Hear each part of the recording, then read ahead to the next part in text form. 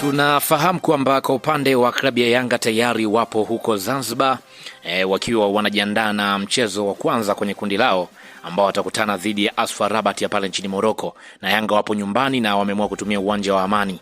Sasa tayari kwa upande wa Hersi Said ameanza kupanga mipango madhubuti ya kufanya wachezaji wawe na morali ya kuweza kupambana kuelekea kwenye mchezo husika, na tayari kwa upande wa klabu hiyo kupitia rais wa klabu Hersi Said tayari wameweza kufanya kikao kizito na kuweza kuzungumza mambo mengi ya kiufundi kuelekea kwenye mchezo huo husika. Kikao hicho kimezungumza nini, na haswa kwa upande wa rais huyo nini haswa ambacho anakitizama, utakwenda kufahamu hapa. Lakini kabla sijakwenda kuangazia, nikukumbushe tu kwamba hii hapa ni Swahili Media. Kama bado hujaweza kusubscribe, basi nikuombe subscribe ili tuwe pamoja siku zote. Mimi naitwa Chicharito.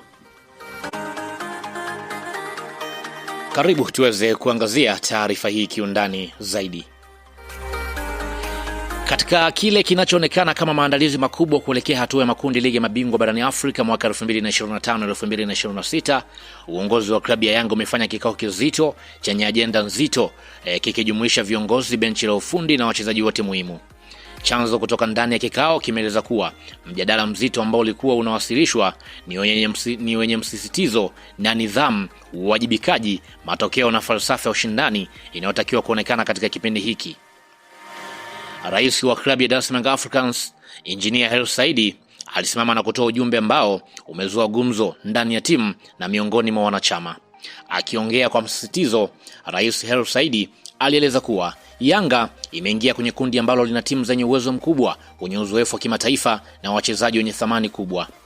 Hakuna nafasi ya kuanza vibaya au kupoteza mechi ya msingi, hasa wakiwa kwenye kiwanja cha nyumbani.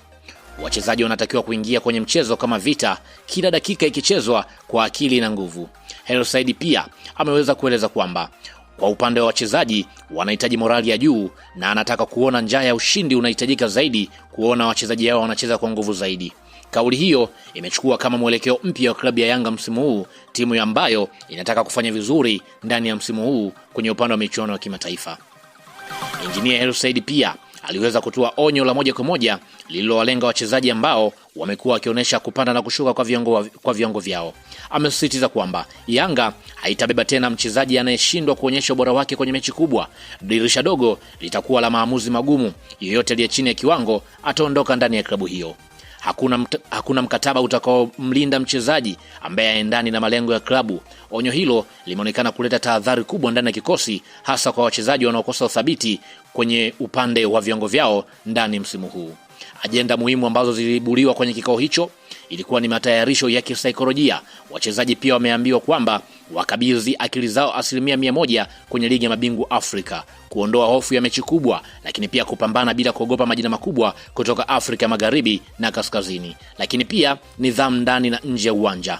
Hakuna kukosa mazoezi bila sababu, hakuna uzembe kwenye mechi, hakuna malalamiko ndani ya timu yatakayovuja nje. Lakini pia maandalizi ya kimbinu. Kwa upande wa mwalimu Pedro Goncalves, amepewa uhuru wa kimbinu, lakini pia amepewa bajeti ya kuongeza nguvu kwenye maeneo muhimu, yani kwenye upande wa beki ya pembeni kulia, kiungo mkabaji, kiungo mshambuliaji na mshambuliaji, muda wa kutengeneza nafasi, falsafa ya kushambulia yenye nidhamu ya ulinzi. Lakini pia uongozi umeahidi kuboresha malazi, kuongeza motisha kwenye mechi hizo kubwa, bonus maalum kwa kila ushindi wa mechi ambazo watakuwa wakizipata kwenye upande huo.